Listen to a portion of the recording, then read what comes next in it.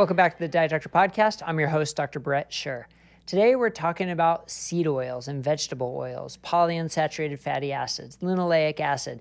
Pretty controversial topic. And for this, we have a bit of a treat because this is another compilation podcast where we're going to talk to Nicola Guess, to Tro Kalayjian, to Ethan Weiss, to Ben Bikman, to Raphael Sirtoli, and to Amber O'Hearn. So quite a compilation of people with different levels of expertise, different specific areas of interest, and different opinions on sort of the conclusion of all the evidence. So what we're going to do is we're going to walk through what does the evidence support and how do these individuals interpret the evidence, what it means for them as individuals and what it means for them potentially as clinicians and what they recommend to other people.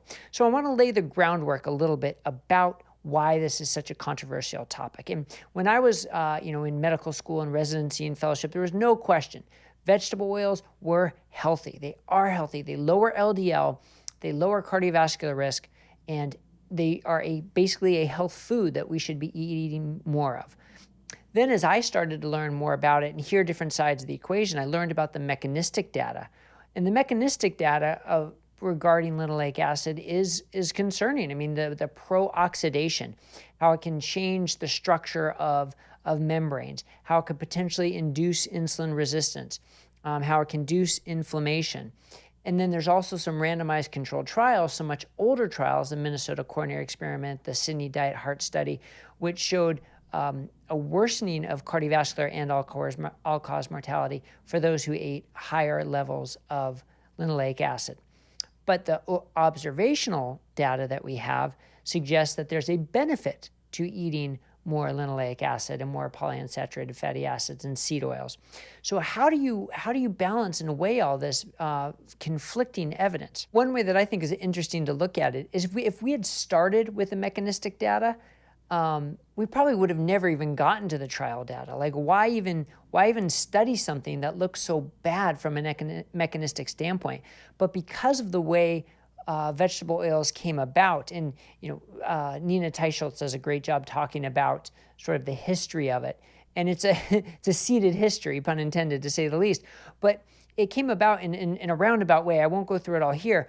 And there's money involved, right? And industry sponsorship involved. But the point is, it became a big part of the U.S. diet sort of before any of the concerns really came up. And it was sort of already labeled as being healthy. And then we had to sort of backtrack to say, well, is it really? So that's one interesting thing, is just sort of the sequence of events that brought it to human consumption. Then you look at how it's increased dramatically over recent times, with 1,000-fold increase in some studies showing, with depending on how you measure it, there's some controversy there. But it's clear this is a new food, right? This is not an evolutionary food that we evolved eating. So why would we think we can create new foods that should replace old foods? And a big part of this comes down to the fear of saturated fat, right? A lot of these observational studies, I should say, claim that if you replace saturated fat with polyunsaturated fatty acids, it's a net benefit. So a lot of this has to do with sort of the fear and the concern of saturated fats, which we'll hear some of our colleagues here talk about, specifically Dr. Ethan Weiss.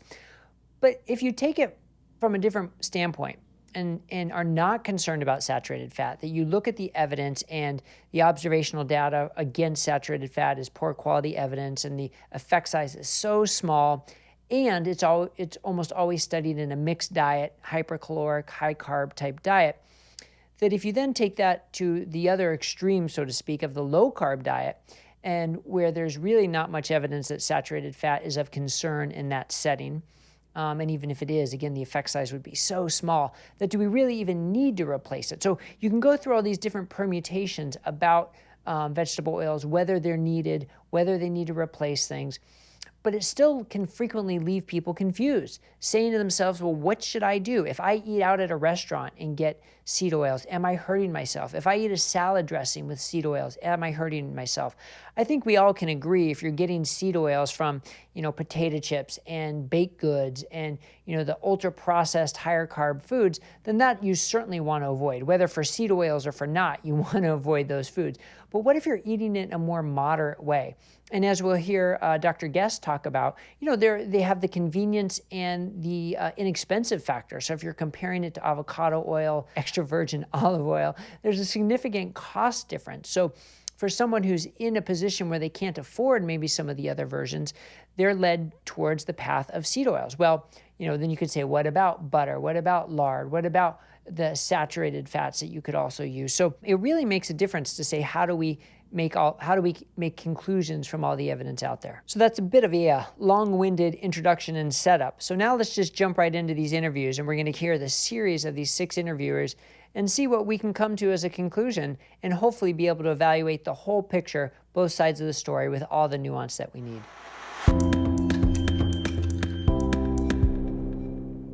Now let's hear from Dr. Ethan Weiss. Dr. Weiss is a cardiologist and a researcher at UCSF, so he sees both sides of the story, you can say. He does research, he interprets research, and he also takes care of patients. So he has to frame his message in a way to best take care of his patients. Now, one thing that I love about Dr. Weiss, and I hope you'll appreciate, is that he speaks his mind, and he's not afraid to put things bluntly. And that's what you're definitely going to hear from him in this segment. But what I love about him is his perspective. He wants to do the most meaningful and impactful thing for his patients. And I think that's going to be his underlying message here about vegetable oils. But let's hear what Dr. Weiss has to say. All right, so Dr. Weiss, vegetable oils. Seems like such a controversial topic. Although I remember in cardiology fellowship, and I'm sure you do too, there was no controversy. It was PUFAs, vegetable oils are good. Reduce LDL, good for cardiovascular health, good for health in general, no question.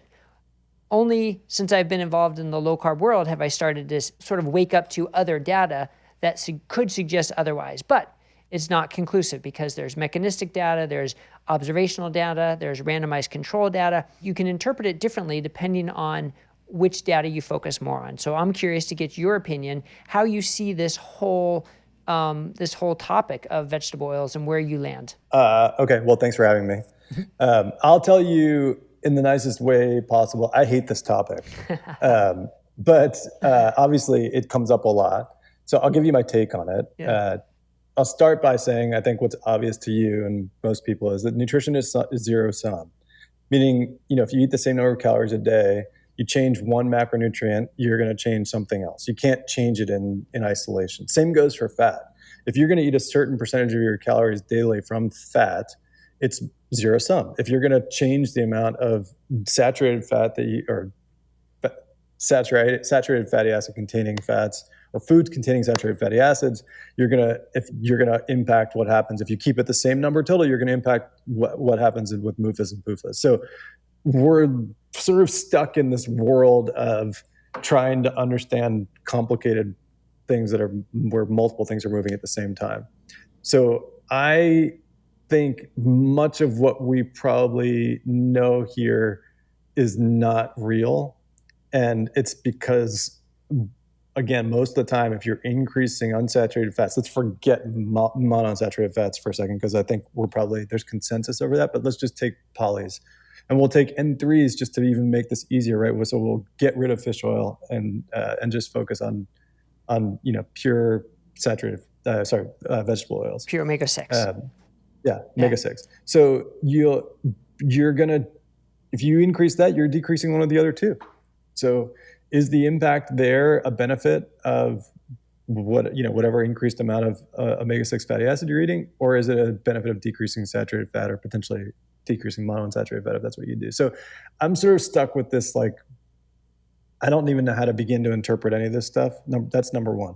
Number two, I think the dose makes the poison. Mm-hmm. And I sort of have a very hard time believing that unless you're chugging bottles of vegetable oil or canola oil, that this is really a meaningful conversation. I sort of think people have made this into something.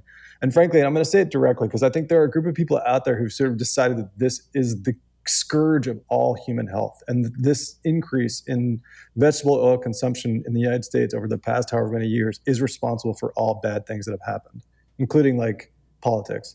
And that just is such nonsense, because I don't know anyone who's pounding vegetable oil. I just can't believe that the quantities of stuff that we're talking about here are meaningful. It's really very similar to the conversations that we have about eggs, where like, it's, again, we're talking about minuscule effect sizes in either direction. And you'd have to eat a lot of eggs for this to be meaningful. So those are my two sort of general things. I'm happy to like dive in a little bit deeper, but I'm telling you off the bat that I don't really care about this conversation because I think it doesn't matter. Now, one last point. I don't use a lot of vegetable oils. And the reason is that I use two oils in my life, and that's because I like them. And so one is olive oil, and I use that all the time, whether I'm cooking with it or using it on like a dressing. And then when I am cooking with oils, and like especially at high heat, the one oil that I tend to use the most is avocado oil. So I'm sort of talking out of both sides of my mouth here. If you really want to put a gun to my head and ask me like, why don't I use vegetable oils in cooking? I can't answer it other than I just don't. Well, so there's what you do for yourself. Well, first of all, thank you for being so blunt. I love that, and I really appreciate that about you. And then there's what you do for yourself, which you don't necessarily have to defend. You're allowed to have opinions and make emotional decisions. Mm-hmm. But when you counsel a patient, and when you're talking to that patient in front of you, then you probably have to be a little bit more objective and not so emotional. So what do you tell your patients about vegetable oils versus olive oil or avocado oil? I say to ignore it. Ignore the controversy. Ignore the conversation. Pretend it doesn't happen. Because again, they're just like nutrition is zero sum and fat intake is zero sum. Our time is zero sum, and what we can convey to our patients as important messages is zero sum. So if it's like, as a parent, my wife and I decided early on that we were going to find like 2 or 3 messages that we really wanted our kids to take. Like, don't get in a car with somebody who's been drinking, right? Yeah. Like, whatever, you can go on and on. Like, I don't want to get too personal, but actually I want to get those later because I want to know what to tell my kids. That was one, that we were like, we're going to invest a lot of energy in that message. So as a physician, I have a few messages that I invest a lot of energy in. And those are my like go-to things where I think like this is a really big impact. And I want to make sure that this is the thing that I spend my time talking about and that my patients spend their time thinking about and trying to kind of enable and enact. One of those things is not how much vegetable oil they're using in their cooking or how much they're drinking, because I just don't see it as being a problem. So again, it's not a conversation that comes up from my end. Now, are there patients who come to me with this question? Yeah, of course, because people read the internet and they see this story because the story is all over the place. And so they will come to me and ask me, what do you think I should do? Or they'll tell me, I think vegetable oils are toxic and I'm worried about that they're all oxidized and they're causing all kinds of problems and what should I do? And I tell them what I just told you. Wow. Excellent. That really helps put it in perspective. I think it's good for people to see the perspective of someone who spends their day and spends their time trying to do what's best for people, but having to prioritize where you put your efforts. Because if we try and prioritize everything, then really maybe nothing gets done. So really trying to prioritize maximum impact, and this isn't it. Same thing goes for if you were to draw 3 circles take 3 diet camps and look at the intersection in these Venn diagrams of sort of where most of us tend to agree when it comes to nutrition. I mean, these are the places where I think we should be spending our time. So, number one, I think people would say, let's try to minimize the amount of processed food and maximize the amount of whole food that we eat. I think that's something that's where there's general consensus, whether you're a vegan or a carnivore. Yeah. Right?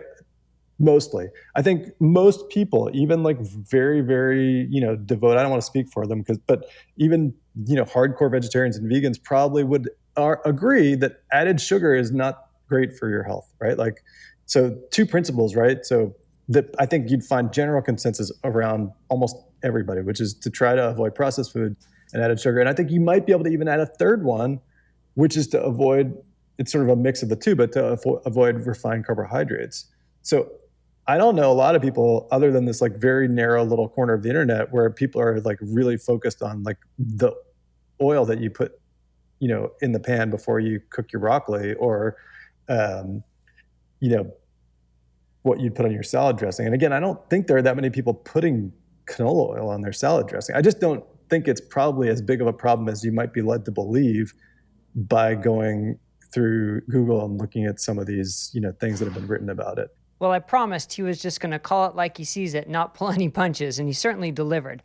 And it's interesting the perspective he brings to this whole concept of vegetable oils, that there's evidence all over the place, But really, when it comes down to clinical importance for his patients, it doesn't even move the radar. It's not even on his list of things to talk about. When people ask him about it, he makes it more like a non-issue, because it's just, he doesn't feel it's that strong of a push either way. And this is what we're going to hear more about not just the direction of where the evidence goes, but the magnitude and the degree of the evidence. So although after hearing Dr. Weiss speak, you may think the rest of the podcast here is kind of irrelevant if it's a non-issue, but we're going to keep going and we're going to hear other opinions and dig into it a little bit deeper and get into the science. So let's see what's up next. Next, we're going to hear from Nicola Guess. Now, Nicola is a registered dietitian and a PhD. She's based in London, where she has her own practice, but she's also a researcher. She's an associate professor at the University of Westminster, a research fellow at King's College London, and head of nutrition research at the Dasman Diabetes Institute in Kuwait. So this puts her in a unique position because she specializes in the prevention and management of type 2 diabetes. She specializes in nutrition research. She actually does the trials specifically for nutrition research, and she counsels individuals and treats individuals as a dietitian. So she's got this unique perspective. So let's hear more about what Nicola has to say about vegetable oils and seed oils. So in terms of how do we interpret all of the different kinds of evidence, well, you have to do what you should do as a scientist, is look at each of those trials, each of those bits of evidence, and judge them on their merits. So as much as people in general talk about observational epidemiological studies being very poor quality evidence, it depends on what you're looking at. And actually, one of the strengths of the research or the observational research with vegetable oils is that we have a biomarker really for a linoleic acid intake, which in the US population basically is vegetable oil. We know that. And so you're not relying on the usual self-reported intake.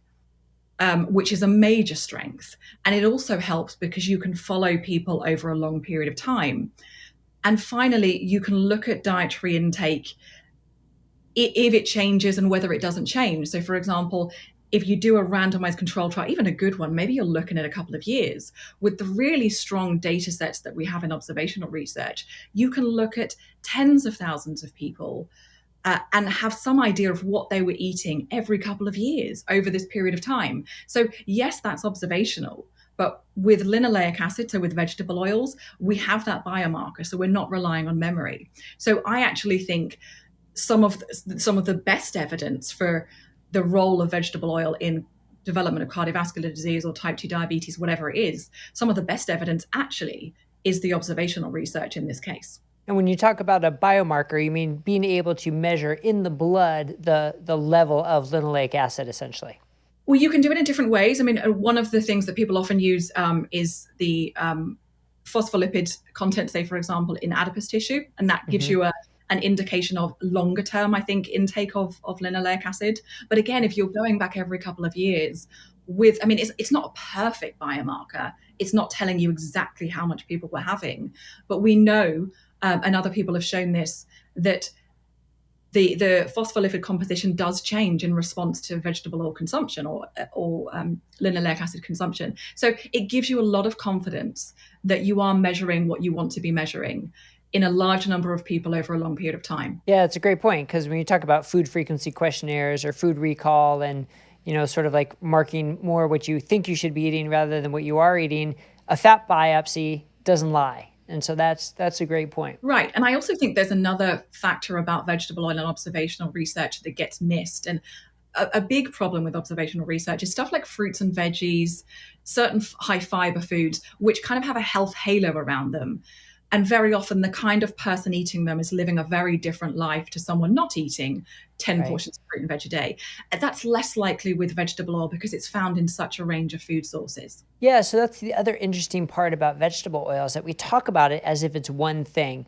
But whether you're cooking with a seed oil or whether you're eating, chips and pastries and processed food with vegetable oils, you would think it would have completely separate results. So does the literature speak to that, like that it matters where you get your vegetable oil from? Well, here again is the drawback of observational research, is that the only way to get that data is by asking people what they had. And then you come into the inherent problems of people maybe not wanting to say, oh, I got it from pastries, I got it from this food. Like they might tend to say, oh, I got it from nuts and seeds, which of course also have linoleic acid, and the safflower oil, for example. But I think in general, I mean, all of us, none of us are ever going to claim that all of these pastries are good for us. No one's saying that at all.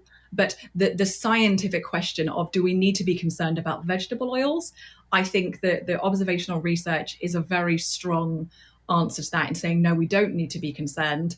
And as counterintuitive as it might sound, because people think of these things as unnatural or processed or whatever words we use, the data doesn't lie. And as counterintuitive as it is, and as much as people might not like it, the overwhelming evidence in those trials suggests it's protective against cardiovascular disease and type 2 diabetes. And then, so when you see some of this mechanistic data that suggests pretty strongly that it's pro-oxidative and can, incorporate into fat cells and cause inflammation, which are mechanistic studies, not human outcome studies. Do you think it just doesn't play out enough? Like the signal isn't strong enough, or how do you sort of interpret the mechanistic data from the human perspective? I mean, this comes back to the tough question and the difficulty of translating in vitro work, so work in the bench, work on the lab, to what happens in a human. Because obviously, as you know, the body is complex. The processing and metabolizing that goes on constantly changes the concentration of different compounds everywhere. So for me, I mean, maybe this is my bias because I'm a human researcher and I only do clinical trials in humans. So I apologize to anyone if they don't like my answer. I want to look at what happens in a human. Can we measure anything meaningful? And so there has been loads of concern about the inflammatory properties of the vegetable oil from rodent data. And quite rightly, researchers in humans or of humans have looked at this. So they've said, well, okay, if this happens in rodents, we should be concerned. Let's have a look. Let's test this. And to my knowledge, there have been 14 trials that have tested this, and none of them have shown that it raises inflammatory factors. And you have the question, what do we mean by inflammation? There's really no clear definition, but generally, tumor necrosis factor alpha, the interleukins, etc. Not one of those trials have shown that vegetable oils, even at a high consumption, raise these inflammatory markers. I mean, to be clear, none of them have shown that they've reduced these inflammatory markers compared to other fat sources. So it just looks to me like this inflammatory idea is not something that we need to be concerned about in vivo. Okay, well, that's a good way to say it. Now what about the trials that say, well, not trials, they're the observational studies that say by substituting saturated fat with polyunsaturated fatty acids, you reduce cardiovascular risk. And so one of my qualms is that suggests, just that wording suggests that it's an interventional trial substituting one thing for another, which it's not. It's more of like a mathematical computation that what they found from their observational data, if you hypothetically would have substituted. Do you find that to be credible, strong data? I mean, I'm not an epidemiologist. I mean, and so what I always find is unhelpful for me, and I hope the audience, is when people who aren't experts in an area offer their opinion. So I'm not going to offer my strong opinion on the statistics of those studies. But what we do have, and I'm a trialist, we do have trial data where there have been substitutes. To my knowledge, like most of them have been comparing butter with a vegetable oil or a very high linoleic acid oil. And those show, and some of these are very high quality trials, that there is improvement in insulin signaling measured in the highest quality way we can. So that links to insulin resistance. We get a reduction in liver fat, and all of the good things that we care about with respect to cardiovascular disease. And so those are very high quality trials where all the foods were provided. So it gives you confidence that people were following those diets. They measured biomarkers for intake. They controlled weight, so that wasn't a confounding factor. And those tell us that replacing butter with vegetable oil, linoleic acid, is beneficial for those things. Now, to be clear, the effect size isn't huge. It's not like you go from having a fatty liver to having zero fat, but the direction of effect is consistent. And this has been shown by different independent groups. I like that about your answer, how you clarify what the effect size is, because some people would just leave it as it's beneficial and make us assume it's an enormous benefit. So if the effect size is small, and then factoring in what the rest of the background diet is also can complicate things. Of course, people in the low-carb world, myself included, would argue, well, if it was not a true low-carb diet, then, and if it's not, maybe a hypocaloric diet, then you might have different findings. Do you think those nuances matter as well, interpreting the results? Yes, they probably do, but it's worth mentioning there is a hypercaloric feeding trial that shows, looking at liver fat, again,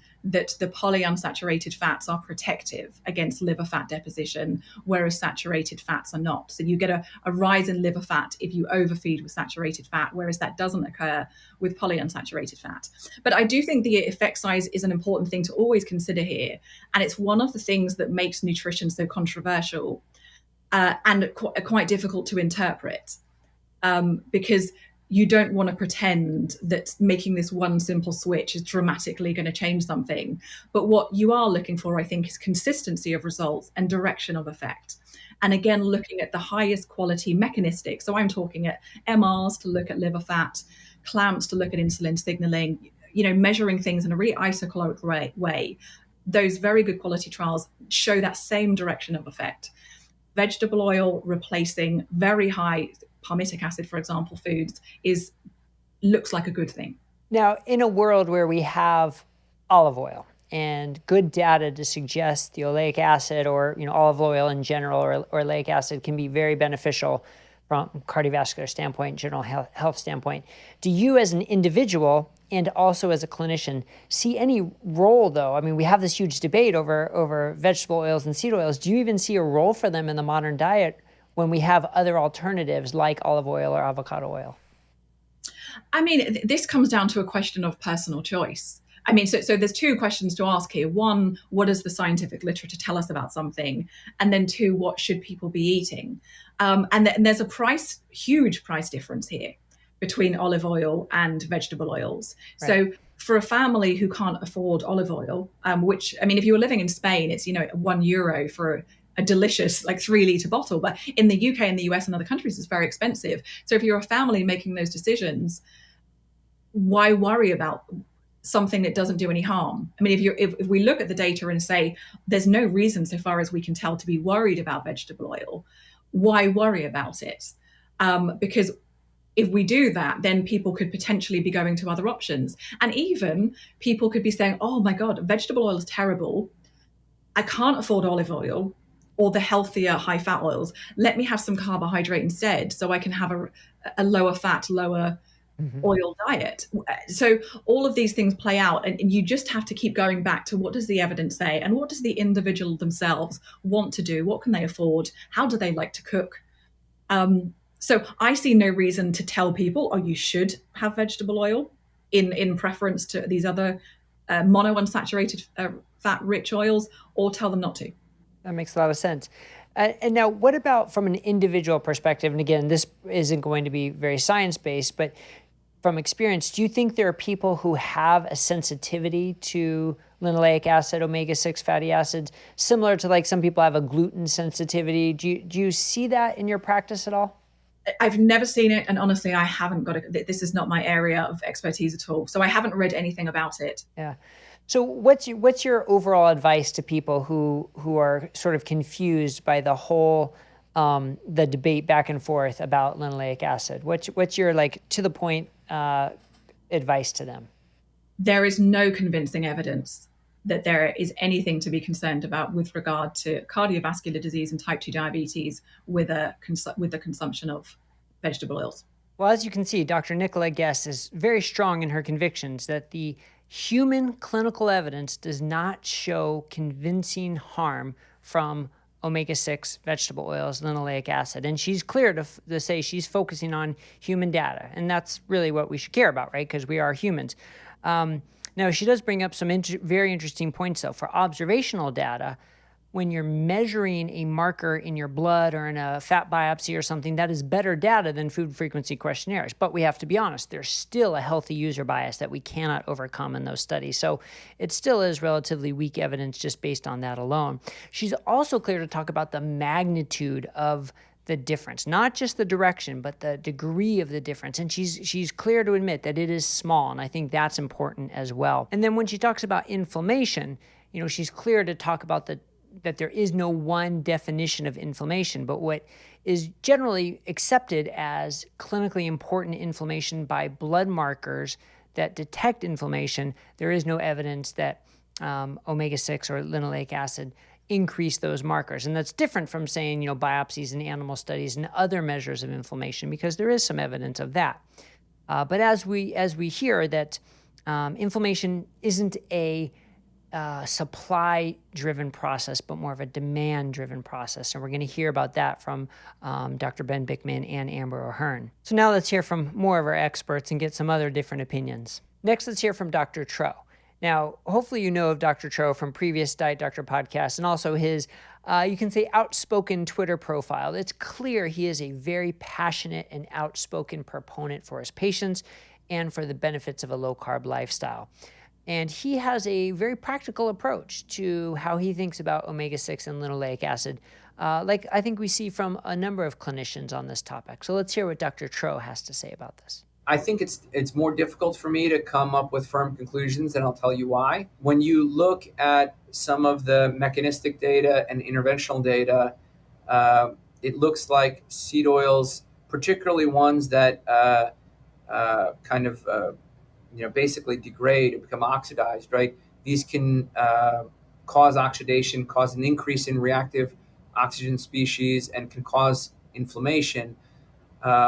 There's been some studies that if you take patients with fatty liver or diabetes and you give them, olive oil instead of their conventional soybean oil, which is, the study was done in India where they replaced these oils and measured the outcomes.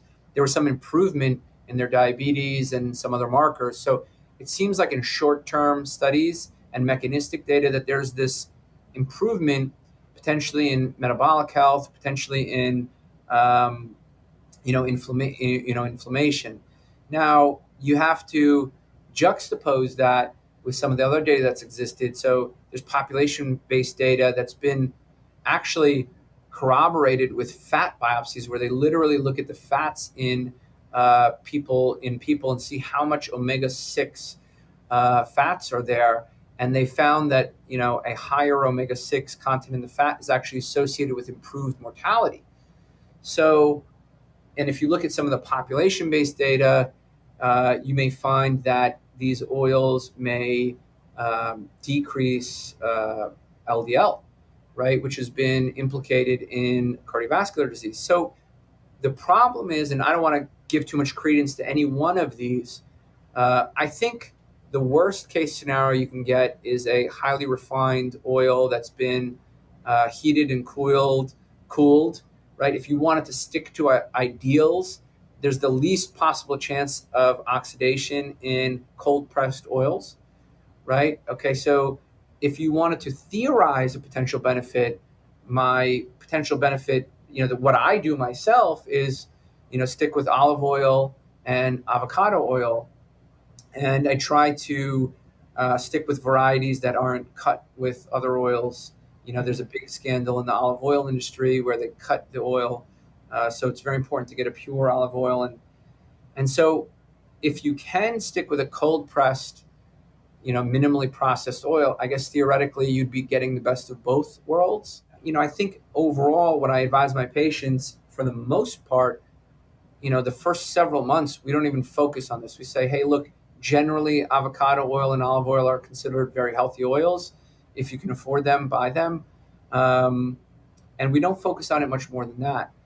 From a clinical perspective, usually after that adaptation phase, after somebody really improves their health, and we're focusing on removing added fats. So although we may start very higher, more tolerant of fat, generally we're trying to reduce butter, oils, fatty, just fats that people add to their diet, because our focus is generally weight loss, right? So this concept of what to do about seed oils, I think it has a lot of issues with sensitivities, both culturally, health-wise, in terms of food sensitivities, and unclear data with regards to the differences between the mechanistic data, interventional data, and sort of the population-based data. Ultimately, the way I practice in my practice, I say, if I had to choose an oil, it would be avocado or olive, if you can afford it. If you had to use a seed oil, can it be, or vegetable oil, can it be cold pressed? And if you're fat adapted, do you need to add any oil at all? Right. So that's kind of the way we approach it. And I'm not, I think personally speaking, I don't remember the last time I had a seed oil. Right. So that's my personal bias. I don't remember the last time I've even had it. In fact, I'm going to tell you in a little bit of anecdotal data, back in the days when I was 350 pounds, Chinese food was my favorite. General Tso's was my favorite food. When I walk into a restaurant that uses seed oils now, I don't know why I actually get nauseous. Really? And I have no clue why. I've looked into the medical literature. Is there something out there? Is it all in my head? Is it placebo? Is it nocebo? I don't know. But so, there's my personal bias and there's my personal anecdote. So take it or leave it. But ultimately, I think I advise people, and I say it's not really clear. If you can do avocado or olive, it's probably the best way to go. And look, if you eliminate seed oils, you're eliminating a lot of processed food. So there's the added benefit of removing those and transitioning cooking oils to kind of more recognized healthier oils, maybe nominally more healthy. So I don't know if that's helpful, but I don't have any clear answers, but that's what I do, and that's how I advise my patients. Next, let's hear from Raphael Sirtoli. Now, Rafi has a master's degree in molecular biology, and he's a PhD candidate in neuroscience, and he's the co-founder of the Nutrita app and the host of the Break Nutrition podcast and blog. Now, one of the things about Rafi is he knows the science. He knows the studies very well. And he takes those studies, including a lot of the mechanistic studies, to come up with hypotheses and ideas, very forward thinking about how linoleic acid can be contributing to obesity, why we see some of the results we see in the studies. So a lot of what he has to say is sort of hypothesis and unproven, but based in sound science and kind of hard to argue with in a lot of ways when you hear him explain it. And this is why I really wanted to have him on, because he really focuses on the mechanistic side and what the mechanistic data might mean for clinical applications, clinical interventions. So while all the science may not be there, it certainly is intriguing and interesting to see what role omega-6 plays in obesity, what role it plays in insulin resistance, what role it plays in cancer and oxidation, and sort of how to synthesize all those thoughts, because it can be confusing when you don't have the strong evidence to support it, but you've got the mechanistic data to raise hypotheses. So let's see what Rafi has to say about all this. Well, seed oils are an increasingly important topic in the low carb world, and I think for good reason, because if we're going to talk about eating a lot of fat, we should make sure that the fat we're going to eat is of high quality and is not going to harm us. So I think that's the first thing that can sort of bring everyone together on the question of, are seed oils healthier or not? It's certainly an important one. So I think the main point that I would like to start out with is that these fats, from a chemical perspective, the fats that characterize seed oils, are pretty delicate. And that's because they have a lot of what we call double bonds. And these sort of kink the fat. It can make it sort of not a straight line like a saturated fat, but bend at multiple points. And this gives it, its good and its bad side. So its good side would mean that it can bend in certain ways, which is going to have important signaling roles in the body. So that's great. And that's what you have in EPA and DHA, the omega-3s.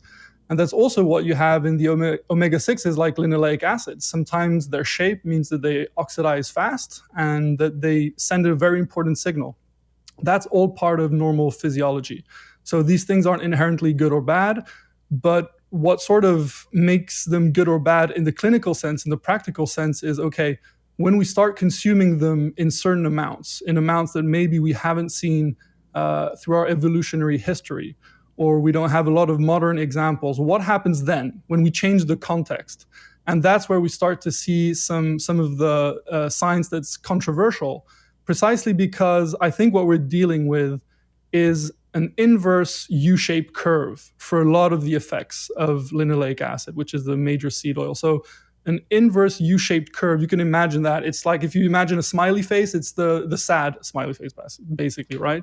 So it's this shape where if we're trying to understand, for example, the effects of linoleic acid, so the main omega-6 on obesity, what we might end up seeing is that if you have a very low intake of polyunsaturated fats, namely linoleic acid, so you're probably going to be more obesity resistant. That's the opinion I have. If you keep going up, let's say you go above 10% or something, and you get into that 20% linoleic acid intake zone, maybe 10, 15, 20, kind of depends on the person. I think you're going to see a shift towards their propensity to get obese. Carbs might become more fattening than they otherwise would be. Fat might be more easily stored than they otherwise would be. And then if you go even higher, at a very higher intake of linoleic acid, you might see something that resembles sort of a slimming effect. And there's actually independent mechanisms that we can call upon to explain that. So why would we see maybe linoleic acid being slimming at a really high intake that I would argue would be quite harmful, above maybe 20, 30%? That wouldn't be healthy, but you would still see slim people. That might be because they initiate uncoupling at a very high level. And uncoupling is sort of like, when you're in a car and you're accelerating and you shift gear, you have to, for a moment, uncouple the engine and recouple it so it can pass the gear. And in that moment, you're just not spinning the wheels, you're just spinning the engine, which is creating a lot of heat. So that's sort of what can happen in our cells.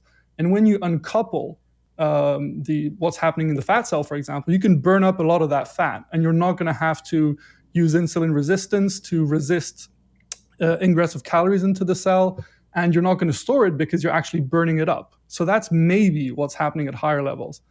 In the middle part, the part we sort of care about for public health, is this sort of level of intake which you pretty much get on a Western diet, which is a sort of above 10%, maybe 20%. Linoleic acid intake. When you're talking about percentage, you mean like percentage of your total calories or percentage of your fat That calories? would be percentage of your total calories. Okay, just to clarify. All right. Yeah. Thank you. Yeah.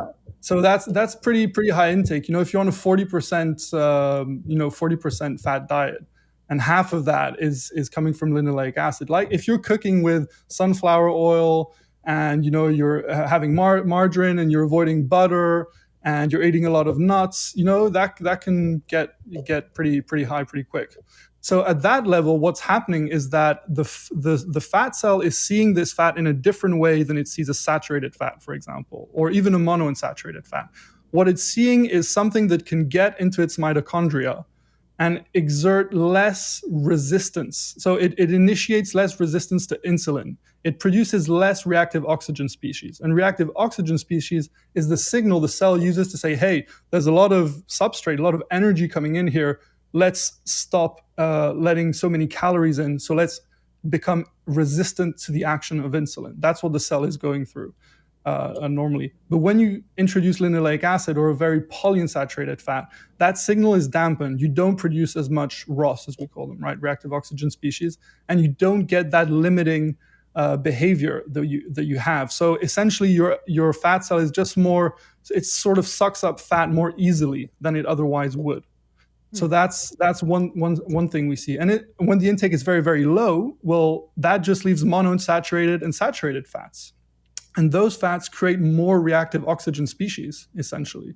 So they make it easier for your fat cell to resist the entry of more calories. So that's interesting, because I think a lot of people, when they hear reactive oxygenated species, ROS, that they think of that as a bad thing, because oxidation is bad, and that linoleic acid can lead to oxidation. So this sounds a little counterintuitive. So help explain that a little bit. Yeah. So the most basic thing that's going on in your body is things are oxidizing and reducing. So this is basically the exchange of electrons between different chemical entities. And that is just the basis of life in all organisms, really. It's super, super old and basic. And because it's so fundamental to how your cells stay alive, generate energy, it's gonna, by necessity, have an impact on the things that are essential for your organism, like maintaining enough energy to stay alive and do the things evolution has programmed us to do. So when it comes to how much energy you have on board, it's maybe not so surprising that the food you eat creates the signal for how much of the food you should be eating, right? It's like a self-contained system. And when we start messing with that system, so we have these reactive oxygen species, which are like hydrogen peroxide that people might have heard of even in cleaning products, and superoxide. These things are generated, and the cell sees them as a signal to say, hey, let's start limiting what can come into the cell. Now, this process of generating reactive oxygen species happens everywhere in your body, pretty much in every cell, and your fat cells are no different. And the way they use them is to understand how much to store, because that's basically what they do. They're the energy storage function of the body. And so there's so many different fatty acids that circulate in your blood, in food, and no wonder that evolution is taking advantage of these things and the different ways in which they can signal. So it's important we consider them as entities carrying information and sort of cellular behavior rather than these amounts that have calories. It's just not the useful way to think about them ultimately, I think. Okay. So that's interesting. So you talk about the inverse U-shaped curve, where the majority of what we're getting is sort of in that middle curve, and specifically about obesity. Now, I think that's interesting because it also depends on, where does the food come from? Because when you try and talk about obesity, it's hard to talk about one specific nutrient, because are you getting your omega-6s from nuts and seeds, or are you getting it from potato chips and desserts and processed foods and other things?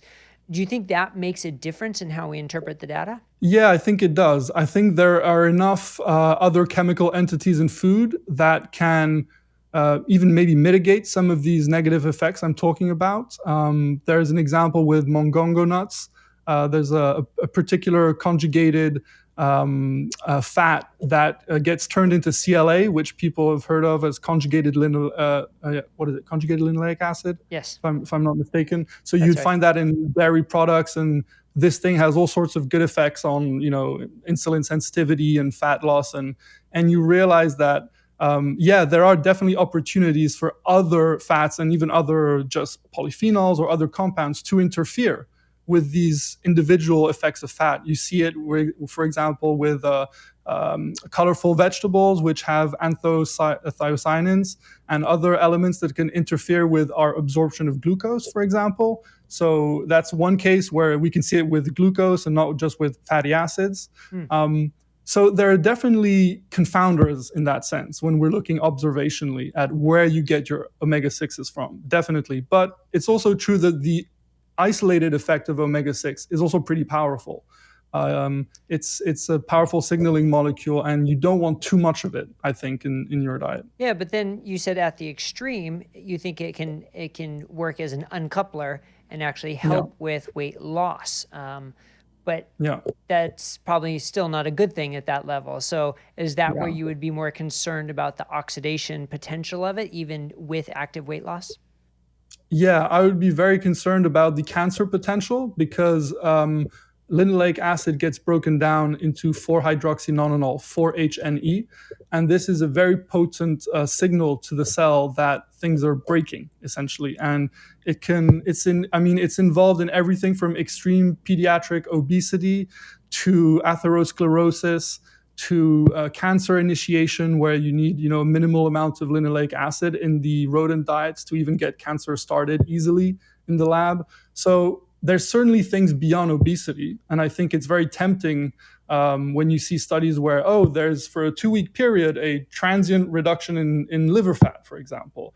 And it's very hard because it's a controlled trial, it's randomized. There are a lot of reasons to pay very good attention to that.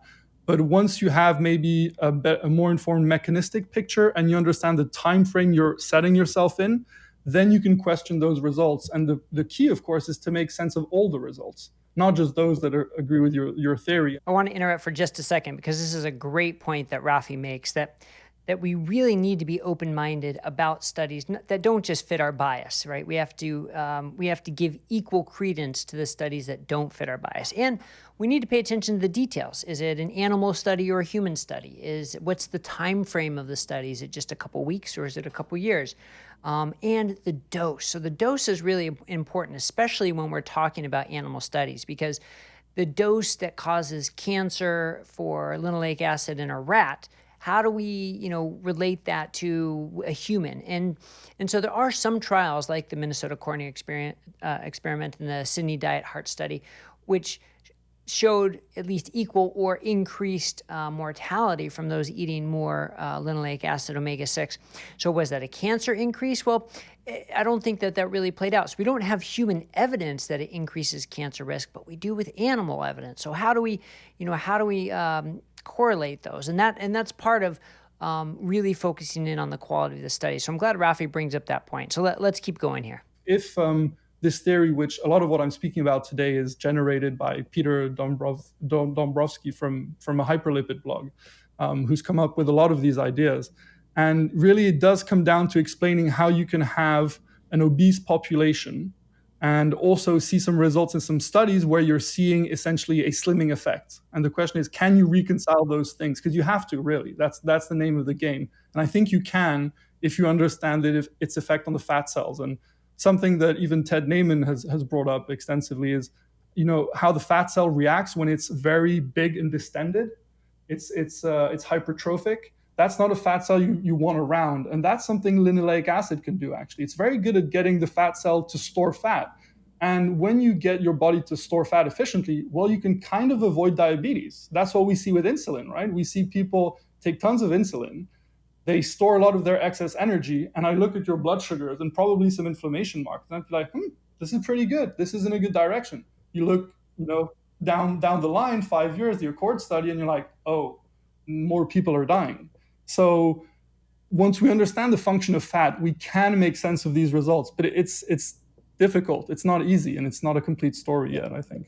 Yeah, and then you also have to balance that with the large observational trials, which have their weaknesses for sure, nutritional epidemiology, food frequency questionnaires, but that show on average those who eat more omega-6 seed oils have fewer heart events, cardiovascular events, and actually live longer than those who don't, with all the caveats. So trying to balance that, I think one interpretation would be, well, it really can't be that bad if they're able to sort of overcome it with their other healthy lifestyle, their, healthy user bias, et cetera, to have fewer cardiovascular events and actually live a little bit longer. So how do you kind of make sense of that conflicting evidence? And it's important to mention that the observational data, you can find what you just mentioned, which is effects whereby the polyunsaturated fats look good.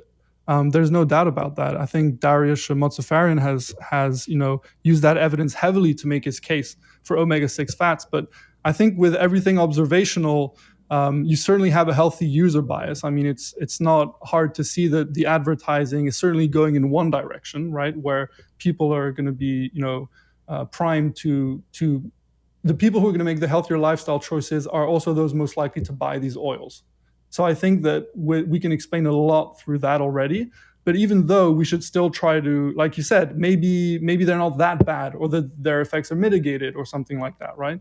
So we do have to make an effort to untangle that. And I think we can, but we might need some better evidence than the purely observational stuff. So we have some really big studies like the Sydney Diet Heart study, which was an intervention. There was a control group, and these people were followed for about 5 years. So this is a pretty substantial trial, especially for nutrition. Those are very rare.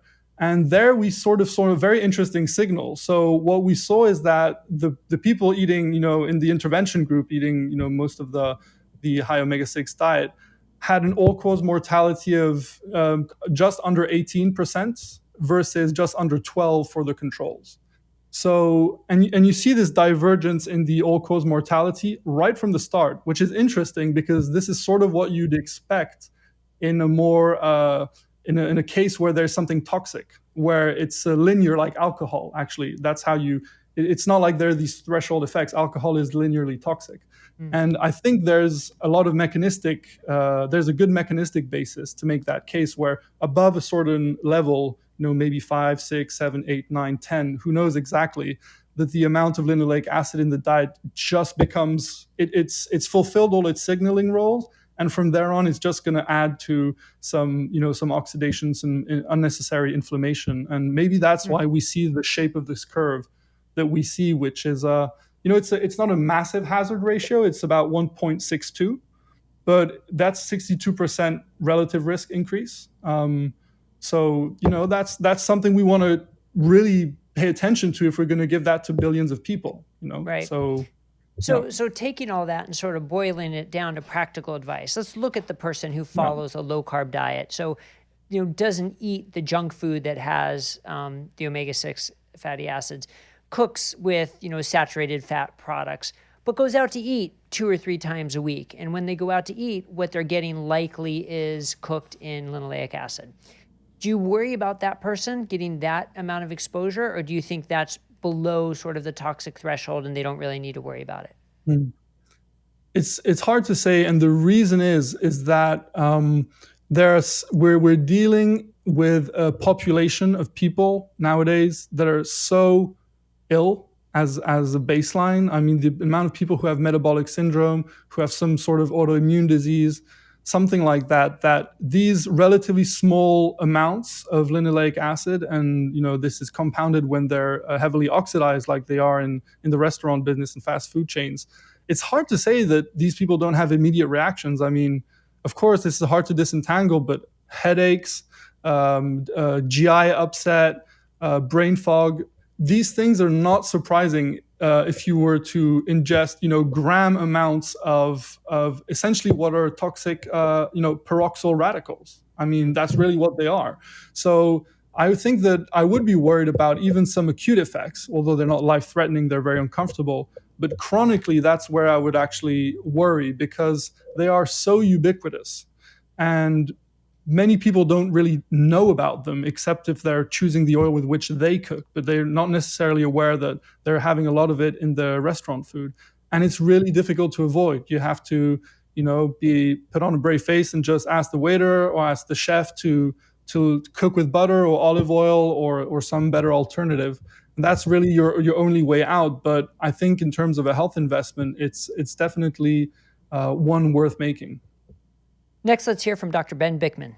Now, hopefully you're familiar with Professor Bikman, as he's been on the Diet Doctor podcast twice now, episodes number 35 and 63. I highly recommend you go back to listen to those because he gives great insight. But he is an associate professor at BYU, where he specializes in insulin resistance and metabolic disorders, having already authored a number of papers on these topics and with ongoing research projects and educating the students at BYU on this topic. He's written a book about it, Why We Get Sick. He's part of Insulin IQ, which is a online coaching program to help people with insulin resistance improve from that manner.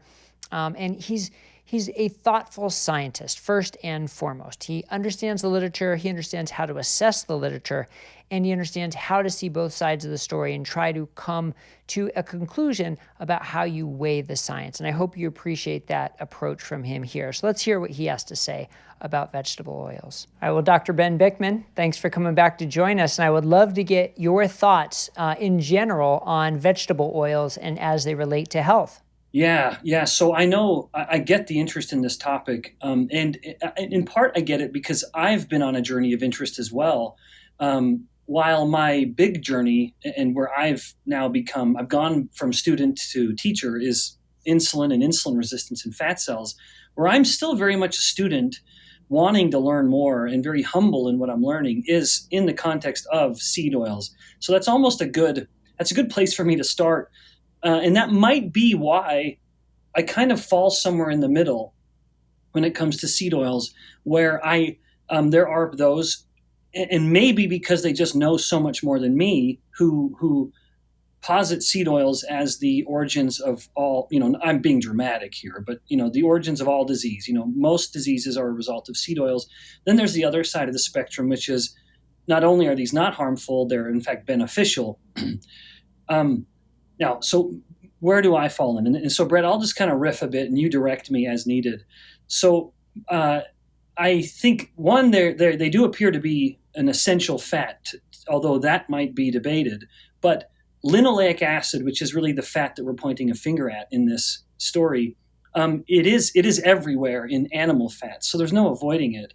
Of course, we're eating, orders of magnitude, I think 56,000% more now than we were 100 years ago, because where refined oils have just worked their way into everything.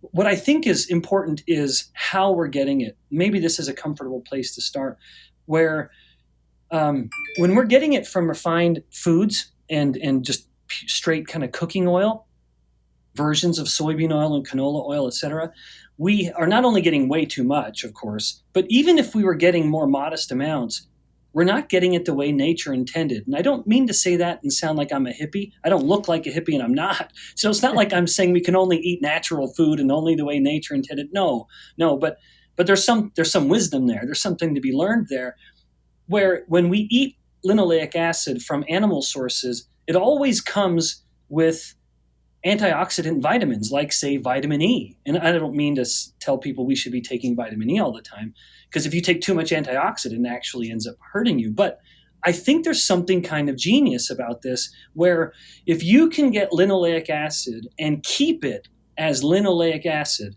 the body knows what to do with that.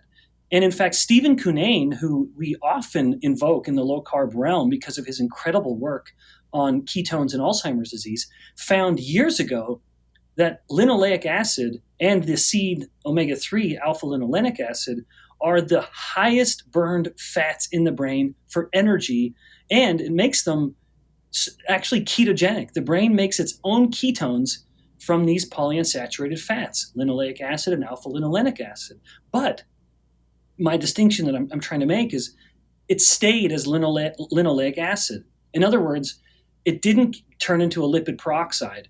And maybe that's because it had antioxidants to keep it clean. It helped maintain the integrity of that fatty acid. In contrast, when we're eating it from a refined source, not only we're eating too much, but let's put volume or consumption amount to the side, but we've robbed away the natural, perhaps, antioxidant mechanisms that would have allowed the cells of the body to just use the fat in its pure form. We've changed it now into a lipid peroxide. And that, to me, is the real heart of the matter. And where I cannot deny that linoleic acid has a problem beyond its caloric value. Where there would be a view, and I get it, where they would say, now, it's soybean oil isn't really a problem beyond the fact that we just eat too much. I can nod my head to that a bit and acknowledge, yeah, we definitely eat too much. But I can't overlook the fact that it truly is the most readily oxidized, turning into a lipid peroxide of the lesser saturated or more saturated fats. This becomes a lipid peroxide very, very readily. And lipid peroxides are remarkably damaging or pathogenic molecules. And then what I can speak to is the relevance of a lipid peroxide and its other metabolites in how that changes the way a fat cell behaves, where we know that these lipid peroxide metabolites from linoleic acid force a fat cell to grow through hypertrophy. It limits the potential for hyperplasia. And so if you have fat cells that are being told to grow because there's sufficient energy and sufficient insulin, you have to have both of those. If there's ample linoleic acid in its peroxide metabolites, it's forcing that growth to happen through hypertrophy, and that is a sick way to get fat. So that is something I'm speaking to with a higher degree of authority, because those are actual published manuscripts. We are literally doing studies in my lab now looking at some of these linoleic acid metabolites and how they change mitochondrial function in muscle cells and fat cells. And it is not good. It is something that goes beyond the saturation of the fat and just the pure amount of calorie. And maybe one last thought, Brett. A lot of people will say that linoleic acid is not a cause, or that it is a cause of insulin resistance. And that's one I am more lukewarm on. Not to say that it can't be relevant, but I know for a fact that when you treat cells with linoleic acid, they will not become insulin resistant. It doesn't happen in primary cultures or when you're feeding it. When you feed it, it does start to change, but I think it's because of what it does to the fat cells, like in the mechanism I just mentioned, where if you're forcing fat cells to grow through hypertrophy in a context of sufficient energy and sufficient insulin, yeah, it makes sense. But directly at the level of the cell, I can make a cell, any cell, in my experience, insulin resistant if I give it a lot of insulin. I can make it insulin resistant if I give it a lot of cortisol. I can make it insulin resistant if I give it a lot of cytokines to promote inflammation. So those are primary causes of insulin resistance. If linoleic acid is relevant to clinically relevant insulin resistance, and it might be, it's not I don't believe it's going to be a direct effect of the linoleic acid at the cell. I think it's going to be more of an indirect effect given what it's doing to the fat cells. And the hypertrophic fat cell becomes, of course, itself insulin resistant and pro-inflammatory. And those two play into promoting or spilling the insulin resistance throughout the rest of the body. Yeah, I think that's a great answer. And my summary would be that context matters. The context of the food source or the liquid oil source and what happens to it once it, both in the production and inside the body.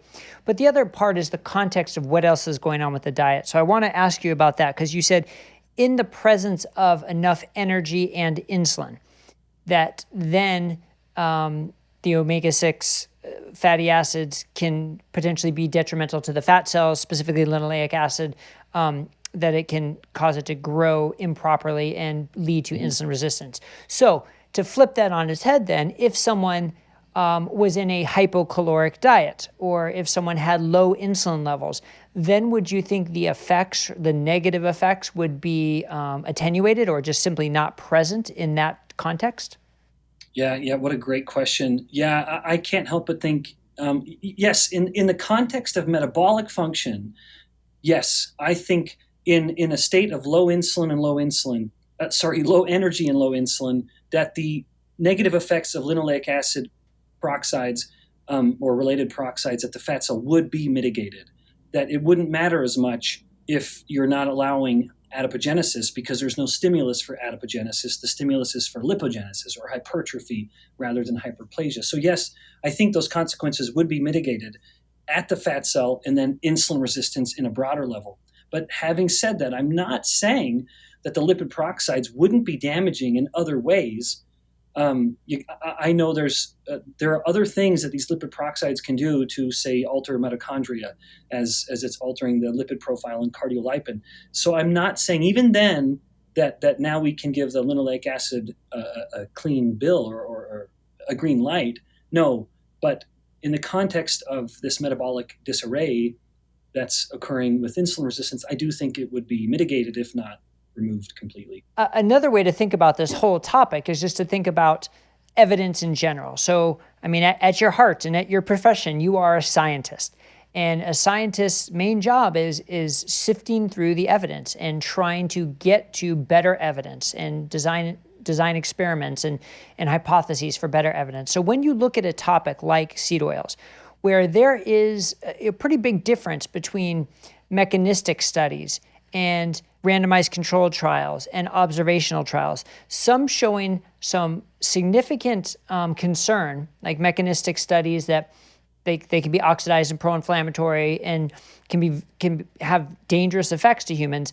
But when you look at observational trials, a number of them show actually a slight health benefit to those who eat more vegetable oils, and randomized controlled trials sort of show like a combination of both. Some show worsening, some show better health.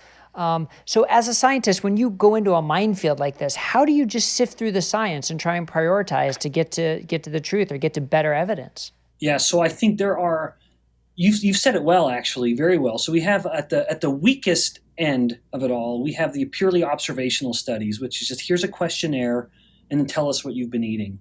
And then we have one step better, which is a clinical study. Well, in fact, that would be maybe the best. And somewhere in the middle would be the mechanistic studies, because who cares if you identify a mechanism and it in no way reveals a pathology in the clinical study, no actual negative effect. So maybe I'd put it in that order. The observational is the worst, the clinical study is the best, and the mechanism explains what we see in the clinical study. Or it doesn't, and it wasn't that relevant. It was only relevant at the level of a cell. Which is too artificial of a model. So yeah, on the observational end, and this is no surprise and nothing new to your audience, I know, there are so many potential biases that get their way worked in, that get worked into those kinds of studies, like healthy user bias, where a person that is tending to eat less processed foods, which is typically the common source of refined, I'm actually working against that argument. Well, people who are avoiding saturated fat, they are in favor of, say, seed oils because they've been told it's healthy. They're engaging in other healthy habits that just don't get accounted for in the questionnaire that they've been given. So I give very little weight to the observational studies. In fact, I think that's one of the plagues of modern nutritional science. I don't think epidemiology should be used in nutrition. I think it should only be used in true diseases, not just nutrition or not nutrition. Now, there are some big clinical studies, again, no surprise to your audience, the Minnesota coronary experiment, the Sydney heart study, which was almost as good as you could get in controlling an environment over many, many years, a long enough period of time to actually measure death. You and I both know most clinical studies are a few weeks, maybe a few months at the most. You just can't measure death in a few months. Mm-hmm. But these studies were very big. And of course, the bigger it gets and the longer it gets, the more potential error you introduce.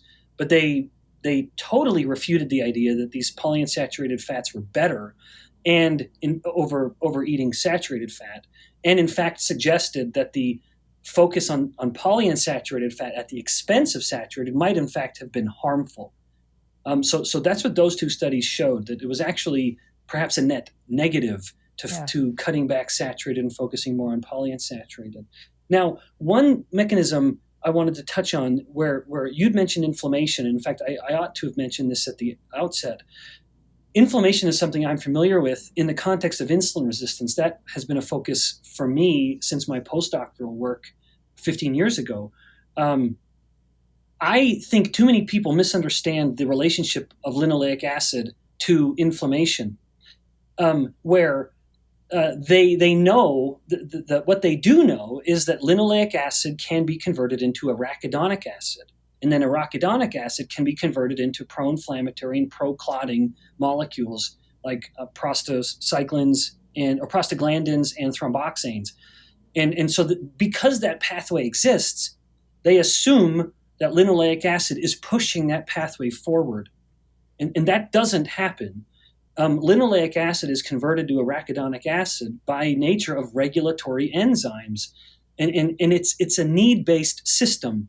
So we're breaking down linoleic acid into these potential pro-inflammatory metabolites as the cell may need them. And the cell does need them. These are molecules that are essential to survival. Inflammation, of course, is essential to recovery and healing and immunity. So I don't think it's accurate. I might be wrong. I don't think this is a system we can push forward with more linoleic acid. Because remember, linoleic acid has alternative fates, including just simply being burned for energy, which mitochondria do perfectly well, and very well, even at a higher rate than saturated fats. So whether it goes into arachidonic acid and then so on or further depends on the need and the activation of those regulatory enzymes to actually pull that process along. If linoleic acid is in fact promoting inflammation, and it very well could, I would say it's likely because of its conversion into lipid peroxides. And we know that macrophages will very hungrily engulf lipid peroxides, immediately sensing this peroxide as a harmful pathogenic molecule, and then doing its job, it will engulf them, and then it will become a foam cell. As it has engulfed too much, this lipid peroxide will start to activate. The macrophage is essentially saying, hey, there's too much of this, I need help. And that is inflammation. It's when one immune cell starts to call out for help from other immune cells, and now we have systemic inflammation. So if linoleic acid is driving inflammation, and again, I recognize there could be a mechanism I'm not familiar with. Here's a mechanism I think it would be. It is that it's because of it having been converted into a lipid peroxide, the macrophage, without a doubt, engulfs that, and that would then in turn stimulate inflammation throughout the body. So I don't think it's a direct effect. I think if you remove the immune cell, the phagocyte eating that lipid peroxide, I don't think there is inflammation. That is a great scientific answer, trying to get down to the mechanism beyond maybe a overly simplistic mechanism. And also, I fall into this trap too, speaking of oxidation and inflammation as if they're one and the same, which they're not. They're completely not. But sometimes we get lazy and talk about them as one thing. And you did a wonderful job of showing how they're very separate and two different things. But one can lead to the other. So I think that's a very important caveat. Next, let's hear from Amber O'Hearn. Now, you might be familiar with Amber from previous Diet Doctor podcasts, but just as a brief introduction, she has a bit of an eclectic background. She has a background in theoretical mathematics, cognitive psychology, computational linguistics, and evolutionary nutrition and biology. And she's been living a plant-free lifestyle since 2009, and she's been very vocal about the benefits it's given for her. But one of the things I like about her is the way she really sees things in context and likes to understand the different permutations and nuances of the data and really try and put it into context for what it means for human consumption as it applies to something like omega-6 and linoleic acid. So let's hear what Amber has to say about this topic. There are many different reasons I think that people give for their dislike of or suspicions about seed oil. And so one of them that we might get out of the way right away is the one that the reason that I don't eat seed oils is simply because I'm on a diet right now that doesn't include any plant components. So, seed oils are from plants, and I don't. When I stopped eating plants, I got remission of a lot of uncomfortable symptoms. And that doesn't mean, though, that I've tried them in isolation. So I can't give any kind of guarantee or certainty that if I took my otherwise carnivore diet and added canola oil to it, that would worsen my health. I can't give any certainty that it would from that point of view. But if it did, or if there were to be a kind of carnivore-based reason, a lot of the reasoning that people like to give for carnivore diets have to do with anti-nutrients, for example. So it wouldn't really have anything to do with linoleic acid per se, but there may be components that are still residues of the oil that people might have intolerances to, or that might, for example, induce intestinal permeability. But I don't think we really have any strong foundation for saying that, other than from these sort of theoretical principles that people are now using hypotheses about why the carnivore diet might work. And I don't want to go into any kind of nature-based fallacy about saying that seed oils are new and therefore they must be bad for us, because I think something being new in the diet can mean that we don't know, but it doesn't necessarily mean that it's bad. And the other thing about the carnivore perspective from that is that animal sourced foods also can have linoleic acid. So beef would have quite little. It doesn't have very much polyunsaturated fat at all. Maybe 5% would be a normal level for beef of the whole composition of the fatty acids. But pork and chicken, for example, depending on what they're fed, could be quite a bit higher. And I'm not really persuaded that linoleic acid in and of itself, in the context of a ketogenic diet, would necessarily be bad. On the contrary, well, we can talk about this as in pros and cons terms, maybe, because as you have brought up, there are associations between cardiovascular disease and more saturated fat versus polyunsaturated fat. And even if you look at the ketogenic context, and when we have at least one study, and I can't remember the author off the top of my head, comparing a mainly saturated fatty acid ketogenic diet versus a mainly polyunsaturated, and I think it was corn oil that was being used. It was definitely high in linoleic acid. And they actually argued that the polyunsaturated fatty acid diet was better because it was more ketogenic, which isn't surprising from things we know about how polyunsaturated fatty acids influence liver fatty acid oxidation. And also, well, what they called it was better insulin sensitivity. But this is a point that is a cautionary point. I think what they mean mostly by that is that it increases glucose tolerance. If you're on a high carb diet, increased glucose tolerance may actually be really beneficial.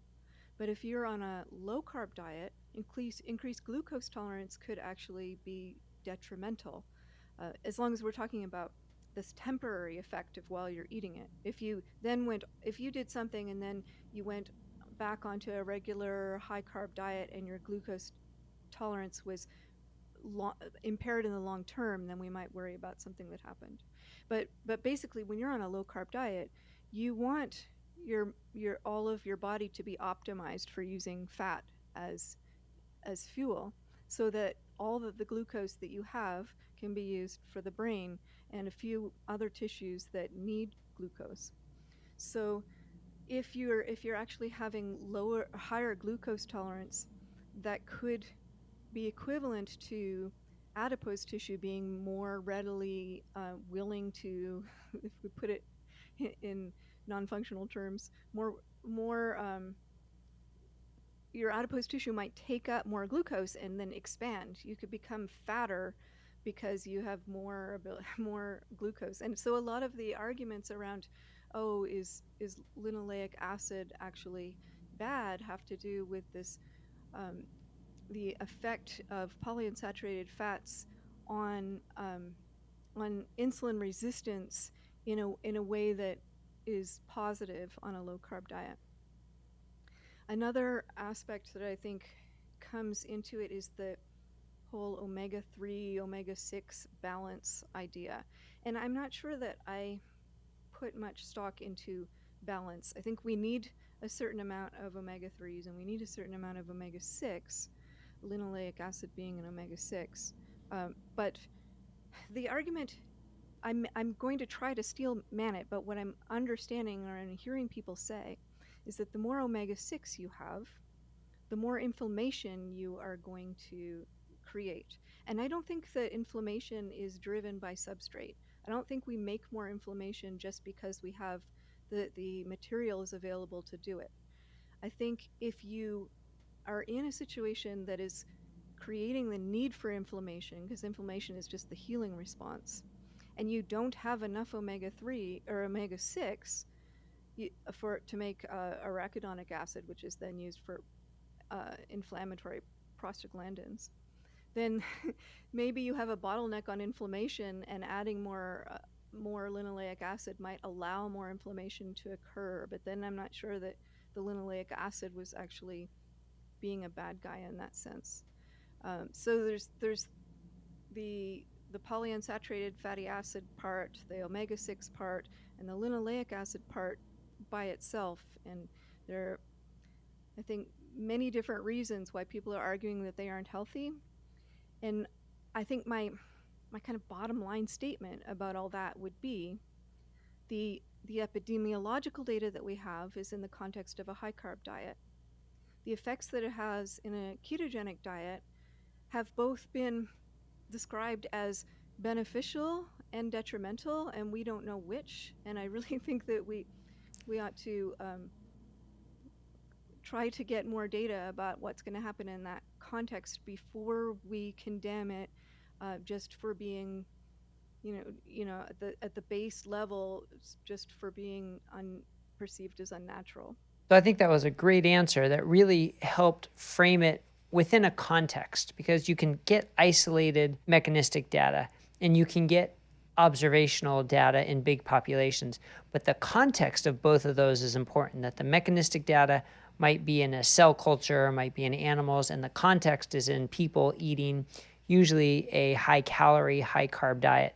So the question is, does that apply to other areas? And it seems like you're saying, we don't know. I mean, the answer isn't yes or no. The answer is we don't know. So would you say it's fair to say in general the benefits of omega-6 have been overstated and the harms of omega-6, especially linoleic acid, has been overstated?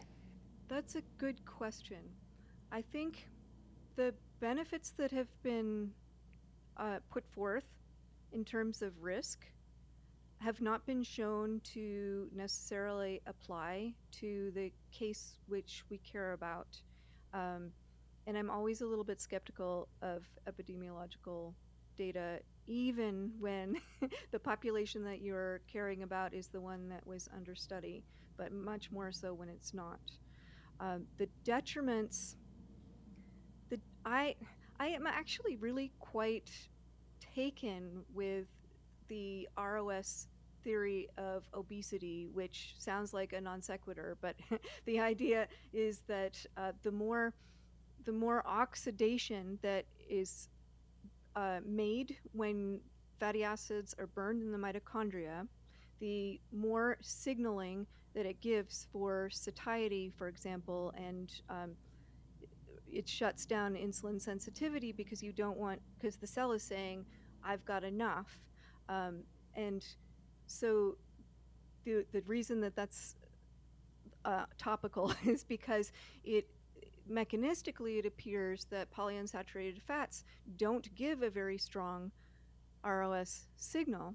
And so some people are experimenting or exploring the hypothesis that polyunsaturated fats are actually going to lead to obesity because they're allowing the adipose tissue to expand and in turn not perpetuating a feeling of hunger longer than if you had burned saturated fats. I really like that idea. I'm partial to it, but I do think that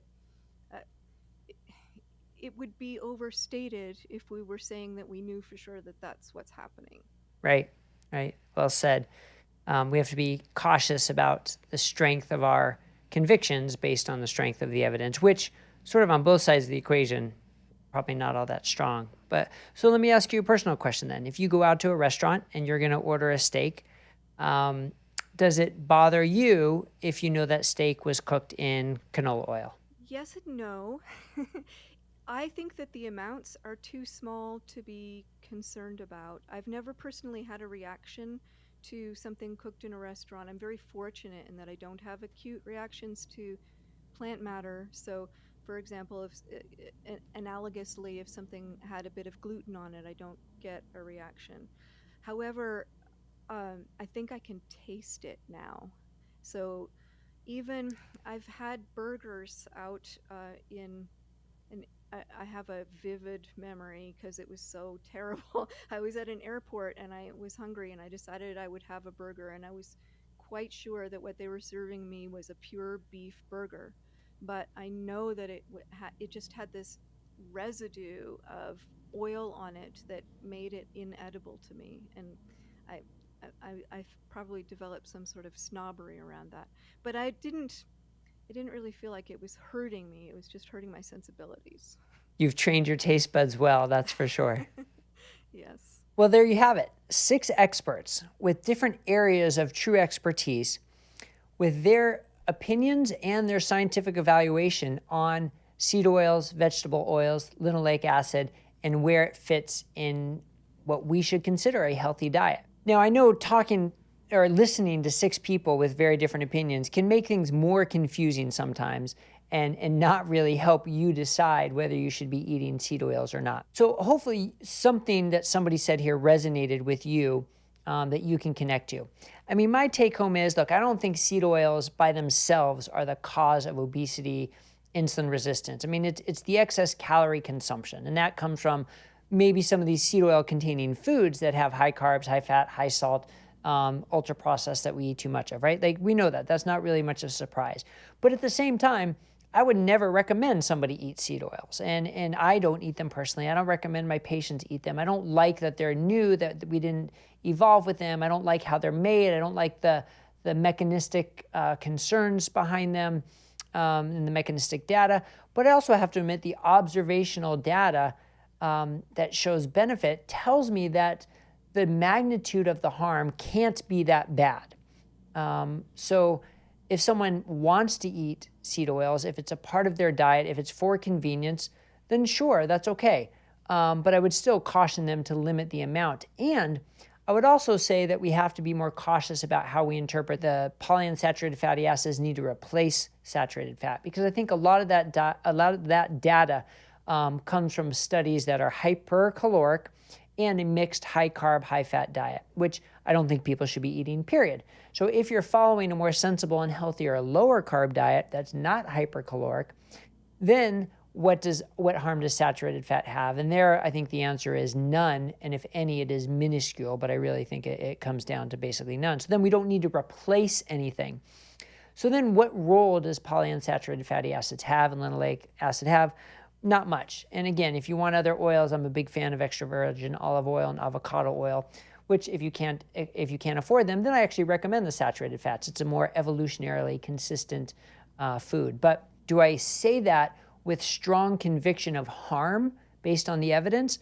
Well, when you look at the magnitude of the evidence and the totality of the evidence, it's hard to say there is a strong magnitude of harm. I still have significant concerns, and as do a number of the people we interviewed today. And the other interesting factor, which we didn't explore too much here, is this concept of a sensitivity to it, a personal individual sensitivity to it, which doesn't show up well in the data, but shows up in a number of anecdotal stories that are pretty profound. So I think that's something we have to take into account as well. Just as people can have gluten sensitivity, I think they probably can have linoleic acid sensitivity. And it's hard to tell somebody they don't, right? The science doesn't support it, it must be wrong.